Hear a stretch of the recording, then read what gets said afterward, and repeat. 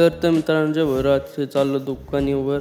या आलो दुकानीवर. हे पहा इथं बाहेर दुकान दिसते. आलं गिराक लय लागत होता सुप्पनसा मासा 1 किलो सुप्पनसा मासा दिला भैयाला. भैया पाहत होते मासा का कट करतो आपण, तर कट करणं चालू होतं मासा सुप्पनस. भैयाचा मासा एकदम कटकुट करणं चालू होतं. भैयाला म्हणलं टेन्शन घेऊ, चांगलं कापून देऊ. मग भैया म्हणे बरं. गेला भैया तर रे मामा आले. मामाला लागत होता कतला मासा 1 किलो. तर मामाला दिला 1 किलो कतला मासा. साफसफाई करणं चालू होते मामा तर खुश झाले. म्हणजे मासा भारी भेटला म्हणे, ताजा भेटला म्हणे. मामा म्हणलं एकदम भारी मासा आहे मामा, टेन्शन घेऊ नका माशाचं. तर मामाचं कट करणं चालू होता मासा. तर मामा म्हणे चांगलं फ्रेश करून द्या. तर पनीर टाकलं मामाचा मासा.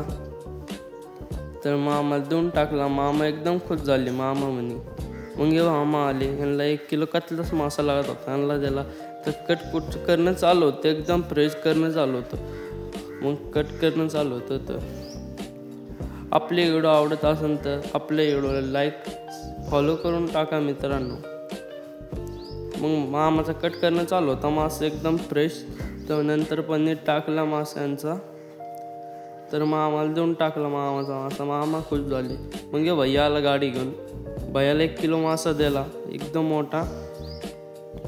भैया खुश झाला. भैया आलता ज्यांनी म्हणून भैयाला आवडले होते आपले व्हिडिओ पाहून आलता भैया मासे घ्यायला. तर भैयाला म्हणे एकदम भारी क्वालिटीचा दिला. मग भैयाला कतला मासा मोठा लट. तर भैया खुश झालता. भैयाला चांगले पीस करून दिले माशाचे. पनीर टाकला मासा. तर भैयाला दिला. भैया म्हणे लाईक फॉलो करून जा.